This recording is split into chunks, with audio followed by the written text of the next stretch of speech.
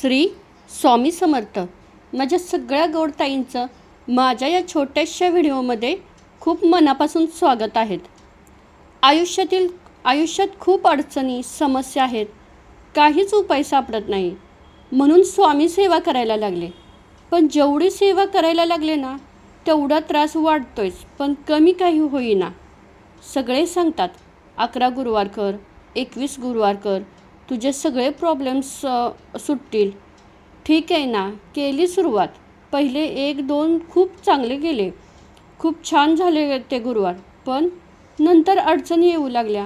ग्रंथ वाचताना लक्ष लागेना. कसं लागेल ना, रोज डोक्यात खूप टेन्शन असतात. पण व्रत तर पूर्ण केलंच पाहिजे ना. नाही केलं तर माझं स्वप्न कसं पूर्ण होणार. मनामध्ये खूप भीती आहे, खूप बोलावंसं वाटतंय, पण कोणीच काही ऐकून घेत नाही. स्वामी सेवा करायची तर अजिबात इच्छा होत नाही. मनाला सारखी हुरहुर लागलेली असते. रोज कंटाळा येतो. जसं होईल तशी सेवा करायची चाललेली आहे. असे अनेक प्रश्न अनेक ताई व दादांच्या मनात नेहमी येत असतात. आपल्याला सगळं कळतंय पण वळत नाही, अशी अवस्था आहे. नाही विचार करायचा ठरवला आता कशाचा सुद्धा, तरी तेच विचार मनात येत असतात. खूप ठरवते, आज ना मनापासून स्वामी महाराजांची सेवा करणार आहे, पण लक्षच लागत नाही. बऱ्याच वेळा होतो हा त्रास आपल्याला. आपण काही मुद्दाम करत नसतो, परिस्थितीच तशी असते. आणि आपण आपल्या घरातील लोकांना किंवा शेजापाजाऱ्यांना किंवा आपण आपल्या खूप जवळच्या व्यक्तींना काही गोष्टी सांगायला जातो किंवा मनात काही जे चाललंय विचारांचं भंडार ते त्यांना सांगायला जातो, पण ते आपल्याकडे दुर्लक्ष करतात. आपण मात्र त्यांचे प्रॉब्लेम्स सगळे ऐकले ना की ते आपल्यावर खुश असतात. पण ज्यावेळेला आपण काही सांगायला जातो ना त्यावेळी ते खूप वैतागतात. कधी तर एवढे वैतागतात ना की सरळ सांगतात, काय तू सारखं रडत असतेस ग, तुझं रडगाणं आम्हाला नको सांगू, आम्ही अक्षरशः कंटाळलोय तुला, तुझं तू बघ ना. असं ऐकल्यावर तर त्रास कमी न होता जास्तच होत असतो.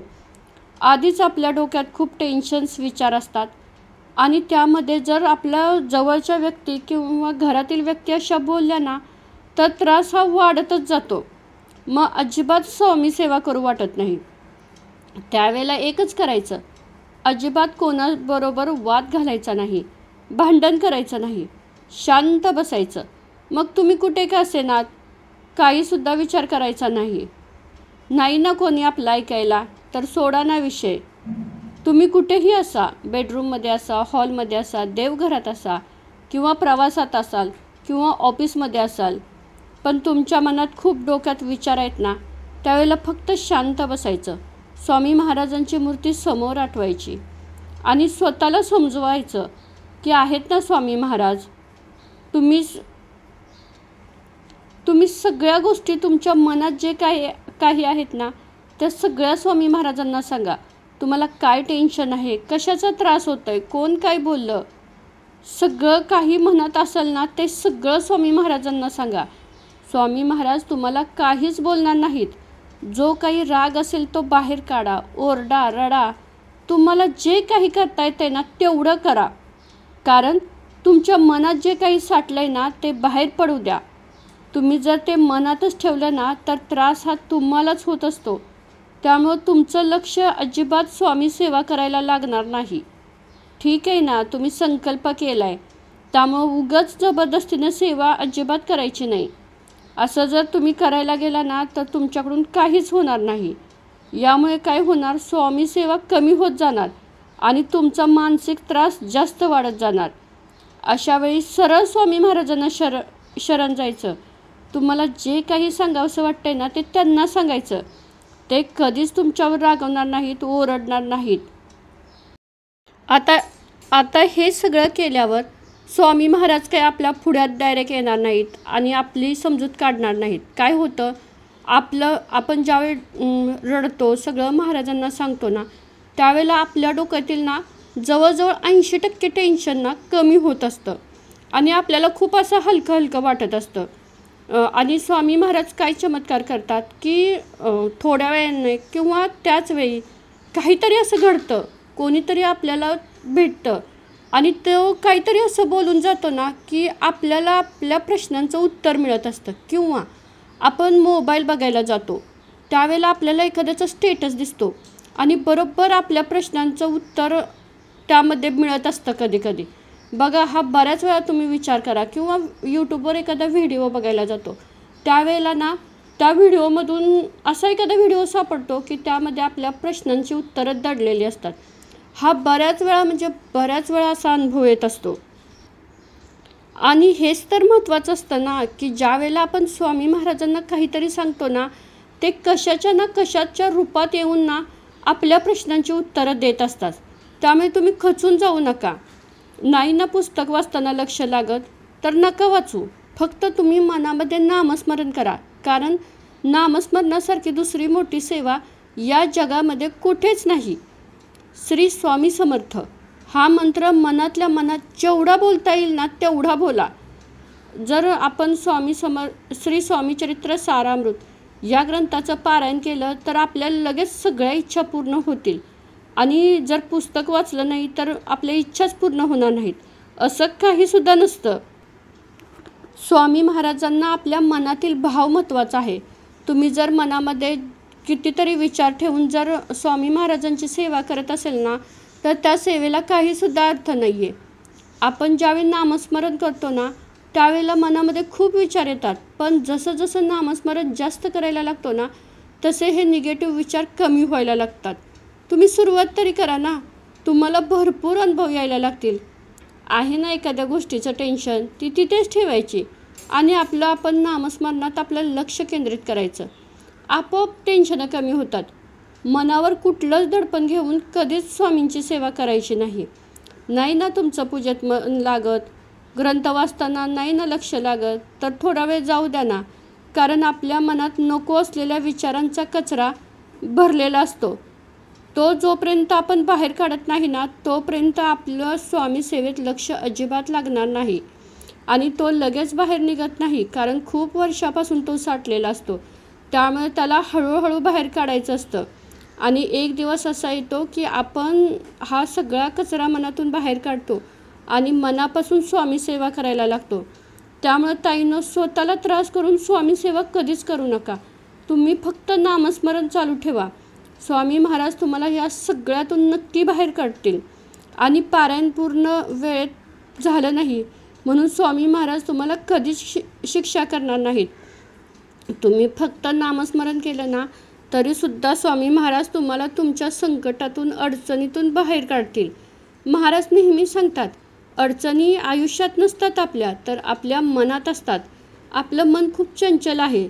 ज्या दिवशी आपण आपल्या मनावर विजय मिळवतो ना त्या दिवशी आपोआप आपल्या अडचणी कमी होतात आणि आपलं लक्ष लागतं स्वामी सेवेत. स्वामी महाराज नेहमी सांगतात, तुम्ही तुमचं काम नेहमी वाहत्या पाण्यासारखं करत राहायचं. त्यात प्रामाणिकपणा मात्र पाहिजे. जर खरंच तुम्ही प्रामाणिकपणे आपले काम करत असाल, स्वामी सेवा करत असाल ना तर वाहत्या पाण्यामुळे जे काही वाईट विचारांचा कचरा जसा किनाऱ्याला जातो अगदी तसंच आपण आपलं प्रामाणिकपणे असलं ना तर आपल्या मनातील ज्या वाईट विचार आहेत ना ते आपोआप बाजूला जातील. ताईंनो, तुम्हाला एक सांगते, जर कोणी स्वामी सेवा करत असेल, तुम्हाला माहीत आहे की हा स्वामी भक्त आहे, तो स्वामी महाराजांची सेवा करतोय, तर नेहमी ना त्याच्यासोबत पॉझिटिव्ह काही गोष्टी बोलत राहावा. का तर कधीतरी त्याला कोणत्या ना कोणत्या गोष्टीचं टेन्शन असेल. कदाचित आपल्या बोलण्याने त्याच्या मनातील हे टेन्शन्स कमी होतील. तो काय सांगतोय ठीक आहे ना, कधी कधी नाहीत आपल्याला त्याच्या गोष्टी पटत, पण ऐकून घ्या. आणि आपल्याला जर त्याला म्हणजे टेन्शनमधून बाहेर काढता येत असेल ना तर नक्की काढा. का तर स्वामी महाराजांनी कदाचित त्याच्या आयुष्यात आपल्याला पाठवलेलं असतं त्याचं टेन्शन कमी करायला.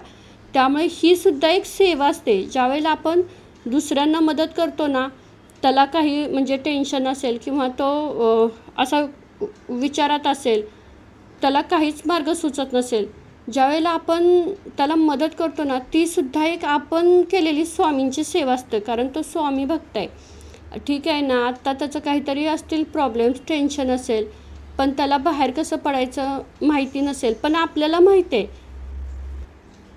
आणि प्रत्येक स्वामी सेवेकरांनी ना, जे आपल्या जवळचे स्वामींची सेवा करतात ना, त्यांच्याशी नक्की बोलत जावा. चांगले काहीतरी पॉझिटिव्ह विचार त्यांचेसुद्धा ऐकायचे, आपलेसुद्धा ऐकायचे. यामुळे काय होतं, जास्तीत जास्त आपल्या डोक्यात जे नको असलेले विचार असतात ना, ते बाहेर पडतात आणि एकमेकांच्याकडून स्वामी सेवा ही जास्त होत जाते.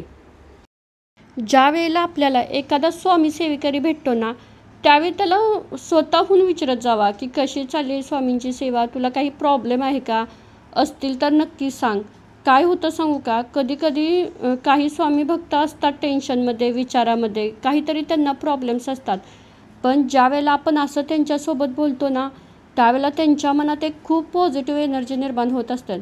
ते नक्की तुम्हाला काहीतरी म्हणजे त्यांचे प्रॉब्लेम्स विचारतील. काय होतं, कधी कधी त्यांच्या प्रॉब्लेम्सचे उत्तर आपल्याकडे नसतात, पण ना आपल्या तोंडातून काहीतरी चांगल्या गोष्टी ना त्यांना नक्की जातात. त्यामुळे नेहमी एक लक्षात ठेवा, कधीच कोणासोबत बोलताना ना निगेटिव्ह गोष्टींबद्दल बोलायचं नाही, नेहमी पॉझिटिव्ह गोष्टींबद्दल बोलायचं. ठीक आहे ना, एखाद्याच्या मनात असतो आपल्याबद्दल राग, ठीक आहे चालेल ना, पण आपण तो सगळा म्हणजे स्वीकार करायचा आणि त्याच्याशी बोलताना आपण रागावून नाही बोलायचं. जेवढं ना होता होईल तेवढं पॉझिटिव्ह बोलत राहायचं. यामुळे काय होतं, समोरच्या माणसाच्या मनात आपल्याबद्दल जो राग असतो ना, तो कमी होतो आणि तोही आपल्याला स्वामींबद्दल जे काही त्याला अनुभव आलेत किंवा काही माहिती आहे ना, तेही सांगायला सुरुवात करतो आणि आपणही स्वामींच्याबद्दल सांगायला सुरुवात करतो. यामुळे काय होतं, एकमेकांच्या मनातील जी टेन्शन असतात ना, ती दूर होतात. त्यामुळे नेहमी ना पॉझिटिव्ह मनात विचार करत जावा.